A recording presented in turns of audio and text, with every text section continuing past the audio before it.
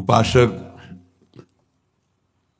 अपनी इंद्रियां, मन, चित्त, इन्हीं का सावधानी पूर्वक निरीक्षण करता रहे। बंधन न कभी हुआ है, न है, न होगा। ये भ्रम का बंधन हो गया है। ना बंधा होने पर भी स्वयं बंधे होने का भ्रम हो गया है। ये भ्रम भगवत कृपा से जब ज्ञान का प्रकाश होता है या प्रेम का प्रकाश होता है तभी छूटता है। जड़ चेतन ही ग्रंथि परि गई, यद्यपि मृषा छूटत कठिनई। तो जब हमारी इंद्रियां, हमारा मन और हमारा चित्त, इनका बड़ा योगदान है भगवत प्राप्ति में।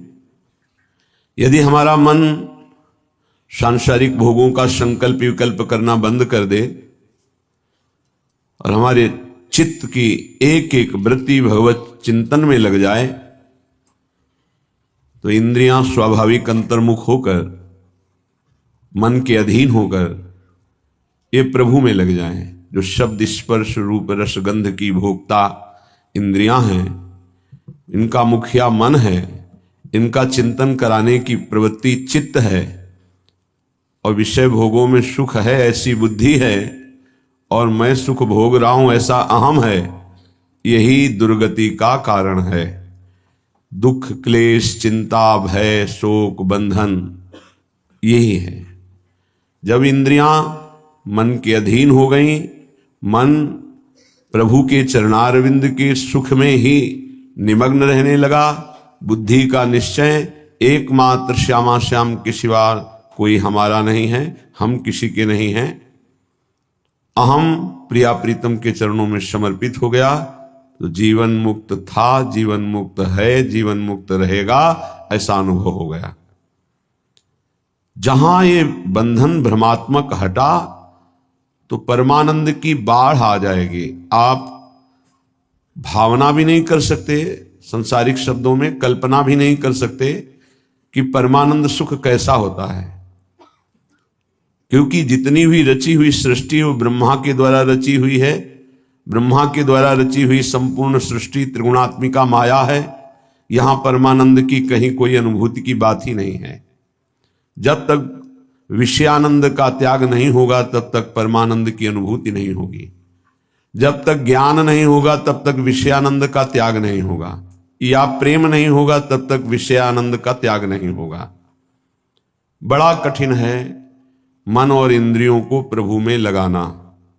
बातें बना लेना, प्रवचन कर लेना, प्रवचन सुन लेना, वाहवाही इकट्ठा कर लेना, खूब धन एकत्रित कर लेना, खूब नाना प्रकार के भोगों को भोगना, ये कोई खास बात नहीं है। ये स्वाप्निक है, ये एक अच्छा स्वप्न है, लेकिन जब जगेंगे तो खाली हाथ होंगे। स्वप्न का कोई भी वैभव, भोग, सामग्री, परिवार जागृत होने पर कुछ नहीं होता, कुछ नहीं, 100 का 100% झूठा। ऐसे ही ये जो ब्रह्मा के द्वारा रचा हुआ संपूर्ण संसार है, जब आप भगवदानंद का जरा भी अनुभव करेंगे तो जेहि जाने जग जाए हेराई, जागे जथा स्वप्न भ्रम जाई। जिस परमात्म तत्व को जान लेने के बाद संसार ऐसे गायब हो जाता है जैसे स्वप्न में नाना प्रकार के पदार्थ, अनुकूल प्रतिकूल, व्यक्ति अनुकूल प्रतिकूल देखा, पर जब जगे तो कुछ नहीं था। उमा कहूं मैं अनुभव अपना, सत हरि भजन जगत सब सपना। ये स्वाप्निक पूरा का पूरा जितना ब्रह्मा ने रचाया, आ ब्रह्म स्तंभ पर्यंतम सर्वम मायामयम जगत, सत्यम सत्यम पुनः सत्यम हरेर्नामयु केवलम। तिनके से लेकर ब्रह्मलोक तक जितना कुछ है ये सब जादू का तमाशा है, माया है। आ ब्रह्म भुनान लोकान पुनरावर्तिनो अर्जुन, हे अर्जुन इसमें मत फंसो। ये सब बार बार जन्म मरण का चक्र बढ़ाने वाले हैं, मिटाने वाले नहीं हैं। यहां से लेकर ब्रह्मलोक तक एकमात्र सच्चिदानंद में वृत्ति लगा दे, चाहे गृहस्थ हो या विरक्त हो, अपने अपने धर्म का पालन करते हुए वृत्ति को नाम में लगाना है, नाम में जीवन करना है। अब समस्या ये है कि हमारा मन और हमारी इंद्रियां तो भोगों में लगी हैं, कैसे परमात्मा तत्व में लगे? तो श्रीपाद प्रबोधानंद जी महाराज कह रहे हैं, वशी कर तुम सक्यो नहीं नहीं मनागिंद्रिय गणो, गुणो भूनैन्येकोपि प्रविशति सदा दोष निचयः। क्वायामः किं कुर्मो हरि हरि मयि सोप्य करुणः, स्ववासं श्री वृंदावन वितरमानन्य गतिकम। क्या करूं, कहां जाऊं? क्वायामः, कहां जाऊं? किम कुर्मो, क्या करूं? हे हरि वशी कर तुम शक्यो नहीं नहीं मनागिंद्री गुणों। ये बहुत चंचल है मन, ये बहुत गंदी है इंद्रियां, बार बार भोगों में फंसा रही। हे मेरे हरि, हे हरि, कहां जाऊं, क्या करूं? ये मेरे वश में नहीं हो रही। सच्चाई की बात यही है। बातें बना लेना, ज्ञान की बातें उपदेश कर लेना बहुत सरल है, पढ़ लो सुना दो, लेकिन इनको अपने आचरण में उतार लो, सोई महात्मा, चाहे वो गृहस्थ हो या विरक्त हो। शास्त्र की आज्ञा के अनुसार अपने अंतःकरण को चलाना ये महात्मा का लक्षण है। मन और इंद्रियों को स्वतंत्र रूप से भोगों में छोड़ देना ये विषयी पुरुष का लक्षण है। प्रायः बहुत संभालने पर भी, बहुत वर्षों तक इनको संयम में रखने पर भी कभी अहंकार ना कर ले कि मैं संयमी हो गया, मैं जितेंद्री हो गया। जब तक प्रभु का मिलन ना हो जाए तब तक मन और इंद्रिय पर विश्वास ना करे कि मैं अमुक भोगों का विजयी हूं, त्यागी हूं। नहीं, कभी भी फिसल सकते हो। इसलिए आजीवन भगवत मार्ग के पथिक सावधान रह करके कभी गर्व नहीं कि मैं जितेंद्री हो गया, मैं मनोनिग्रही हो गया, मेरा क्या माया बिगाड़ सकती। नहीं, शिव विरंचिका मोहई को है बपुराण। और कौन बेचारा माया से युद्ध कर सकता है? जब ये बड़े बड़े, तो क्या करें? बड़े मत बनो, छोटे बन जाओ, दैन्य हो जाओ। तृणादपि सुनीचेन, कोई नहीं तुमसे प्रश्न करेगा, न माया न भगवान। प्रश्न करते हैं जिनको बहुत अभिमान है कि हम जितेंद्री हैं, हम मनोनिग्रही हैं, हम बड़े भजनानंदी हैं, तो प्रश्न हो जाता है, ये देखो दो इसका उत्तर। और यदि छोटे बन जाओ, तृणादपि सुनीचेन तरोर्यु सहिष्णुना, वृक्ष के समान सहनशील, तिनके के समान नीच, दूसरों को मान देते हुए स्वयं अमानी, कीर्तनीय सदा हरि, ऐसा भक्त निरंतर भजन परायण रहता है, उसकी इंद्रियां चंचल होती ही नहीं, क्योंकि भगवत कृपा से वो शांत हो जाती हैं। ये रहस्य को समझिए। अमानिना मान देनो कीर्तनीय सदा हरि। यदि आप अपने में थोड़ा भी सद्गुण का अभिमान करेंगे तो माया प्रश्न कर देगी। माया के प्रश्न का उत्तर देना केवल भगवान की कृपा पात्र की ही क्षमता है, दूसरे की नहीं। श्रीपाद कह रहे हैं कि हे हरि कहां जाऊं, क्या करूं? ये इंद्रिया, ये मन मेरे वश में नहीं है, और बिना इनके वश में हुए भगवत प्राप्ति नहीं होती। प्रविशति सदा दोष निचयः, ये सदैव दोष वाले कार्य में ही लगी रहती हैं, पापाचरण कराने के लिए प्रेरित करती रहती हैं। ये इंद्रियां, ये देख लो, ये खा लो, ये सूंघ लो, ये भोग लो, ये छू लो, नाना प्रकार से शब्द स्पर्श रूप रस गंध। एक उपाय मुझे समझ में आया है, श्रीपाद प्रबोधानंद जी कह रहे हैं, मुझे एक उपाय समझ में आ रहा है कि यदि वृंदावन धाम का अनन्य भाव से आश्रय ले लिया जाए तो सब ठीक कर देगा। ये बड़ी अद्भुत महिमा है। कैसे ठीक कर देगा? जब आप श्री धाम वृंदावन का आश्रय लेंगे तो वृंदावन आपको किसी महापुरुष से मिला देगा। महापुरुषों का दर्शन, संभाषण, उपदेश अमोघस्य, जैसे भगवान का बाण कभी लक्ष्य वेदे बिना वापस नहीं लौटता। जिमि अमोघ रघुपति कर बाना, ऐसे ही जिसको भगवत प्रेमी महात्माओं का संग मिल गया तो देवर्षि नारद जी कहते हैं अमोघस्य, पर शर्त है अगम्यो, उनका निर्वाह कर पाना कठिन है। 4 दिन श्रद्धा तो कोई भी रख सकता है, लेकिन आजीवन उन पर कभी दोष दर्शन न हो, उनकी आज्ञा का उल्लंघन न हो, धैर्यपूर्वक उनके आश्रित बने रहो, वो प्रभु के द्वारा आपका संबंध कराया गया है। जो हम किसी महापुरुष से मिलते हैं ये हमारे सुकृत नहीं है, ये हरि कृपा है। जो प्रभु मोहि अनुग्रह कीन्हा, तो तुम आई दर्श हठ दीन्हा। भगवत अनुग्रह से भगवत प्रेमी महात्माओं का संग मिलता है। भगवत प्रेमी महात्माओं के संग से हमारे दुष्संग का नाश हो जाता है। सर्वसंगोपहो हिमाम, जो संत संग है वो समस्त संगों से आपको अलग करके एकमात्र श्री भगवान में आसक्ति प्रदान कर देगा। इसीलिए श्रीपाद कह रहे हैं आप श्री धाम वृंदावन का अनन्य आश्रय ले लो। वास सब कोई नहीं कर पाएगा। यहां का वास करना वही फल जो वास करने से मिलता है आश्रय से मिल जाएगा। आश्रय ले लो तो आपको पता नहीं कौन महापुरुष है।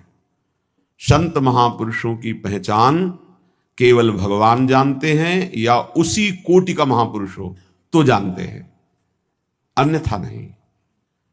तो श्रीधाम वृंदावन महापुरुषों की खेती है। जैसे गन्ने की खेती, एक से एक गन्ना, ऐसे ही खेती है। प्रेम खेत इसे कहा गया है। अद्भुत खेत महामनमथ को, महामनमथ महाप्रेम को कहते हैं। काम भी मन को मथता है, इसलिए उसे भी मनमथ कहा गया है। और प्रेम भी मन को मथ करके निर्विकार करके प्रियालाल में कर देता है, इसलिए इसको भी मनमथ कहा गया है। प्रियालाल की लीला गायन में जहां मनमथ शब्द आवे, काम शब्द आवे, तो उसका अर्थ सीधा प्रेम होता है। और संसार के संबंधों में अगर प्रेम भी शब्द कहा जाता है तो काम ही है। देह भाव को लेकर जो भी राग होता है उसे चाहे प्रेम कहो, आसक्ति कहो, काम कहो, मोह कहो, वो है। विशुद्ध अनुराग प्रेम सार्थक होता है स्वरूप में, आत्म तत्व में, देह में नहीं। आत्माओं की परम आत्मा जिसे परमात्मा कहते हैं, ईश्वरों के परम ईश्वर जिन्हें कहते हैं, वो हमारे प्रभु नित्य बिहारी श्री लालजू महाराज हैं। उपासक को जब साधु संग मिले तो समझ ले हमारे इस संसार चक्र का अंतिम जन्म है। इसीलिए भगवान ने कृपा करके हमें साधु समागम दिया है। अध्यात्म का प्रभाव तभी पड़ता है जब ना अर्थ लिया जाए और ना अर्थ दिया जाए। अर्थ लेने की भावना से अध्यात्म का उपदेश देने पर रंग नहीं चढ़ेगा, और अर्थ दे करके अब अध्यात्म सुनने से अर्थ की प्रधानता होने के कारण, रजोगुणी वृत्ति होने के कारण, दैन्यता ना होने के कारण वो उपदेश को ग्रहण नहीं कर पाएगा। जिसके हृदय में केवल भगवत प्राप्ति लक्ष्य है, केवल भगवदानंद लक्ष्य है, उसी लक्ष्य को रख करके चर्चा की जाए। और केवल भगवत कृपा है इसलिए मुझे साधु संग मिला, सुनने को मिला, ये भाव रखा जाए तो कथन और श्रवण से निश्चित भगवत प्राप्ति का मार्ग प्रकाशित हो जाएगा। जब तक भगवदानंद के सिवा और कोई आकांक्षा अंदर रखी जाती है तो उसे कपट कहते हैं। यदि कपट रख करके अध्यात्म की चर्चा की जाए तो उसका कोई प्रभाव न कथन करने वाले पे पड़ता है, न श्रवण करने वाले पे पड़ता है। चौथी भगति मम गुणगन करई कपट तजी गान। ये जो भगवत चर्चा है, स्वांता सुखाय तुलसी रघुनाथ गाथा, ये आत्म सुख के लिए गान की जा रही है। मान प्रतिष्ठा, यश, कीर्ति, रुपया, पैसा, भोग सामग्री, प्रणाम, नमस्कार, वाहवाही, ये सब इसका लक्ष्य नहीं है। अगर ये लक्ष्य है तो प्रभाव नहीं पड़ेगा, न कथन से न श्रवण से। यदि भगवत आनंद लक्ष्य है तो श्रवण सुनत प्रापक रति राधा पद अम्बुज सुकुमार। सुनने मात्र से प्रियालाल के चरणों की प्रीति हृदय में प्रकाशित हो जाएगी। गावत श्रवणन सुनत सुखाकर विश्व दुरित दवनी। गायन करने से, श्रवण करने मात्र से संपूर्ण विश्व के पाप नष्ट हो जाएंगे। कोई भी कहीं भी हो, यदि वो कान में भगवत चर्चा सुन ले तो श्रवण द्वार जाकर हृदय के संपूर्ण मलिनताओं का, पापों का ये शब्द नाश कर देंगे। क्योंकि निष्काम निर्विकार चिदानंद भाव की प्राप्ति के लिए लक्ष्य करके जब चर्चा होती है तो उसमें अद्भुत सामर्थ्य होती है। इसीलिए श्रीपाद करें, आप वृंदावन आ जाओ, एक दिन के लिए ही आ जाओ, इस रज में बैठकर चर्चा सुनो, तुम्हारे हृदय में निश्चित कोई ना कोई शब्द अपना अधिकार कर लेगा। और एक शब्द पकड़ लिए पूरे सत्संग में तो आपके जीवन का परिवर्तन हो जाएगा पक्का।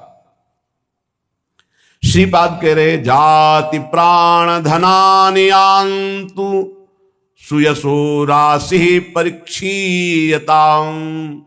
सद्धर्मा विलयम प्रयान्तु सततम सर्वैश्चन्निर्भर्त्स्यताम्। आधिव्याधि सतेन जीर्यतु वपुर्लुप्तो प्रतिकारतः।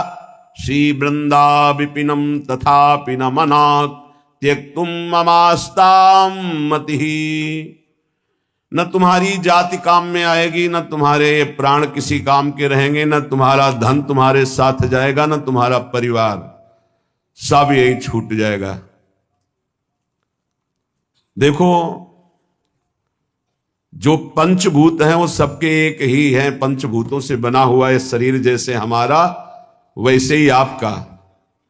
इसमें कोई घटा बढ़ी नहीं है कि 80% हमारा, 75% आपका, 100% उनका, ऐसा नहीं। 100% पंचभूतों से जैसे ये बना है ऐसे आपका बना है। और 100% जैसे हमारा भगवान का अंश स्वरूप है आत्मा, वैसे ही आप सबके, किंचन मात्र कोई अंतर किसी से नहीं। ये जो विविध प्रकार के धर्म, लोक धर्मों की व्यवस्था की गई है वो भगवत प्राप्ति के लिए की गई है। एक दूसरे पर घृणा, नफरत, लड़ाई झगड़ा, ऊंच नीच, इसके लिए नहीं की गई। एक लोक धर्म है। पर जब आप भागवत धर्म में स्थित होने की बात सोचेंगे तो तेज लोक धर्मान, श्री भगवान ने ही संपूर्ण सृष्टि की रचना की ब्रह्मा जी के रूप में। उन्होंने ये सारी व्यवस्था की युग धर्म के अनुसार। वही भगवान श्री राम जो हरि हैं, जिनके नाभि कमल से ब्रह्मा प्रकट हुए, सबरी जी के सामने बैठे कुश की चटाई पर, बड़े बड़े योगियों के द्वारा पावन किए हुए हृदय कमल में जिनका पधारना कठिन होता है, सबरी माई के सामने बैठे हुए। कौन है सबरी मैया? सब दंडकारण्य के ऋषि बड़ा ऐसा भाव रखते थे। दूर दूर, एक तो भीलनी, दूसरे स्त्री, तीसरे कुरु, मतंग ऋषि सबरी की भावना को पहचाना और अपने पास में कुटिया बनाई और कहा, बेटा तुम निश्चिंत होकर यहां भजन करो। ये बड़े बड़े ब्रह्म ऋषि जन क्यों नहीं समझ पाए सबरी जी को कि इतनी उच्च कोटि की महान भक्ता है? क्योंकि उन्हें अपने ब्रह्मणत्व का, अपने तप का, अपने साधन का, मैं महान हूं क्योंकि ब्रह्म ऋषि हूं, ब्रह्मणत्व है। ये भगवान किसी की भी कुटिया में नहीं गए, किसी की तरफ देखा नहीं, उनकी तरफ देखा जो सबरी जी पर भाव रखते थे। तो उनसे पूछ लेते थे कि सबरी मैया का आश्रम किधर है। संभाषण कर लिया, देख लिया, आश्रम किसी के नहीं। और जो ऐसा सोचते थे कि मैं तो इतने 1000 वर्ष से तप कर रहा हूं, भगवान तो मेरे यहां आएंगे ही, भगवान ने देखा भी नहीं, संभाषण भी नहीं किया।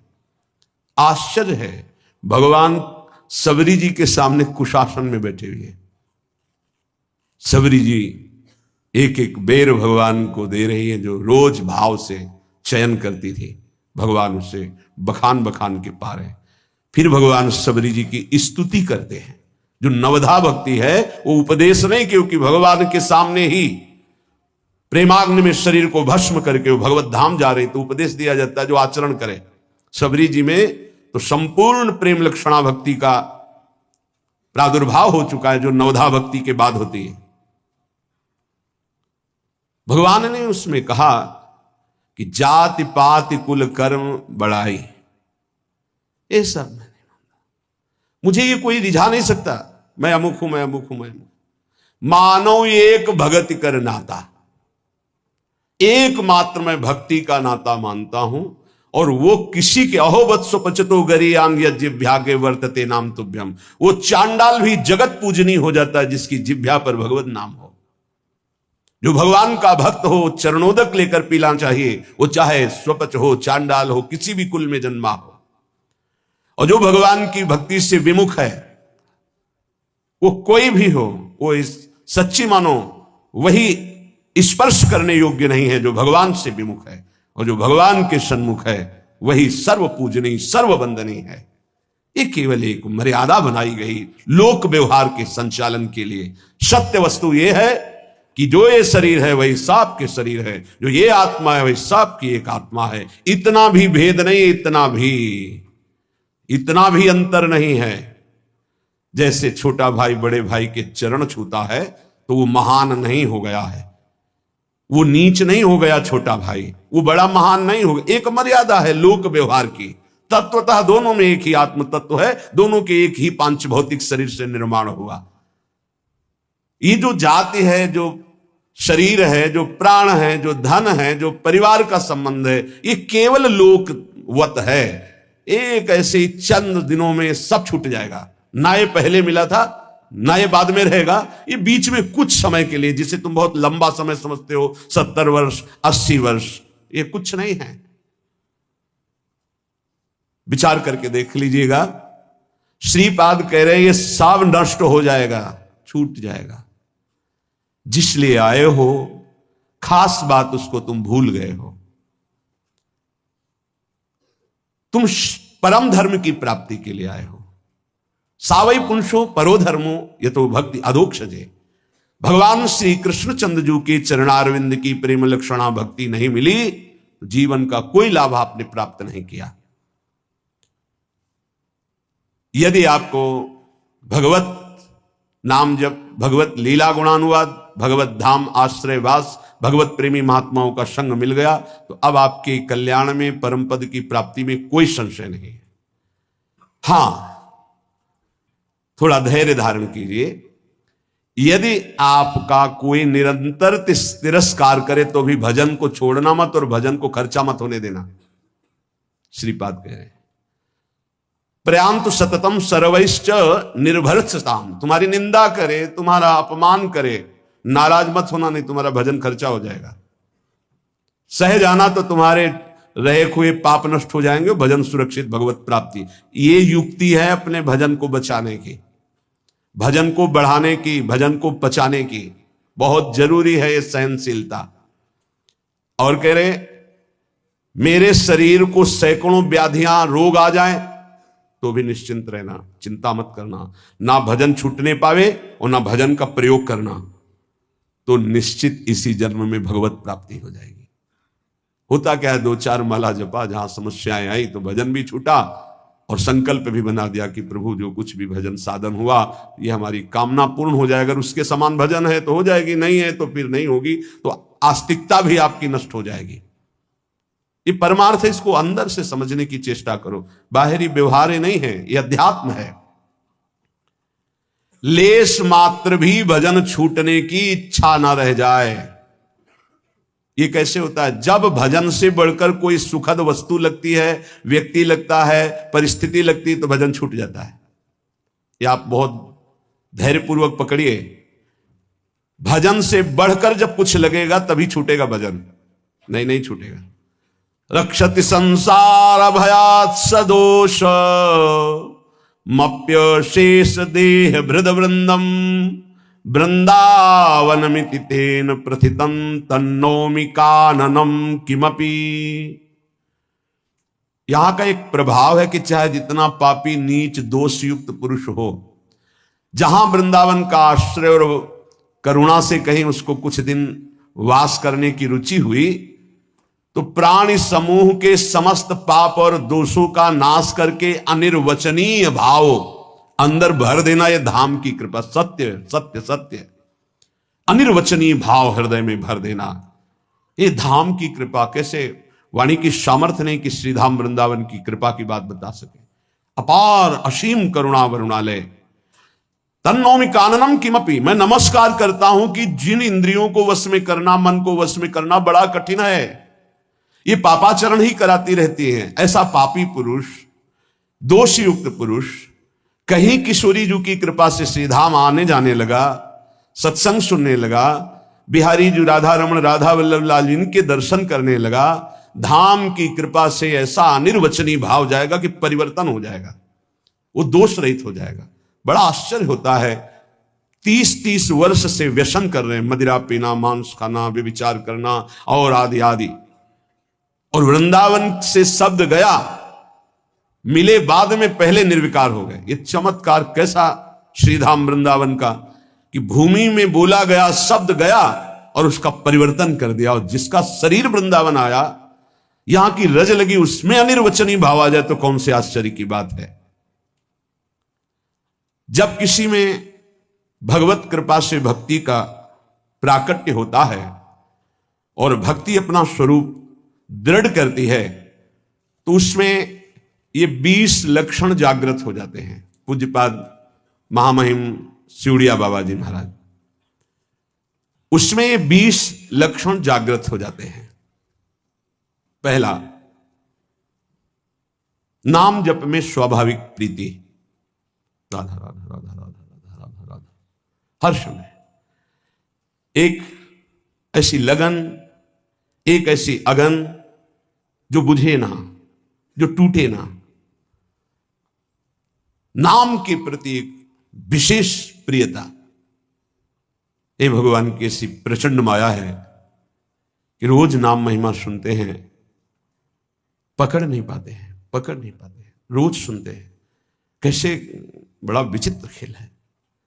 हम सब सुनते हैं, हम सबको पता है यहां से नाम रूपी धन लेके जाएंगे और कुछ नहीं। उसकी तरफ से कितने हम उदासीन हैं। जो हमारे साथ नहीं जाएगा उसमें कितनी लगन है, जो हमारे साथ जाएगा उसमें कितने हम उदासीन हैं। उदासीन, कोई पीड़ा नहीं नाम के बिना हमारा समय नष्ट हो रहा है। आप सोचो, कोई व्यापारी अगर वो 100 रुपए का घाटा हो जाए तो बर्दाश्त नहीं करता, क्योंकि वो और 100 रुपए प्लस मुनाफा ही चाहेगा। आप नाम के व्यापारी मानवदेह प्राप्त करके नाम का व्यापार करने के लिए आए हैं, आपका नाम छूट गया और आप घाटा बर्दाश्त कर लिए, इसका मतलब नाम के प्रति महत्व तो नहीं है आपका।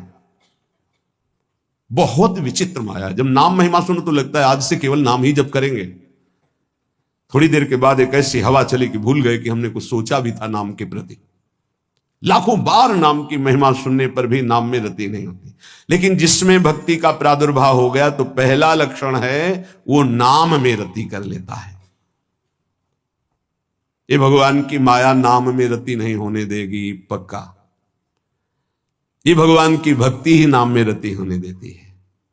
लाख समझाओ, नाम में रति नहीं हो सकती। और सब कुछ करने का मन करेगा, नाम सुमिरन का ये निश्चित निश्चित निश्चित भगवत प्राप्ति। अगर आपकी नाम की माला चल रही श्वासों में, बस निहाल हो जाओगे। कुछ पकड़ो या ना पकड़ो, निहाल हो जाओगे। मान लो हमारी बात,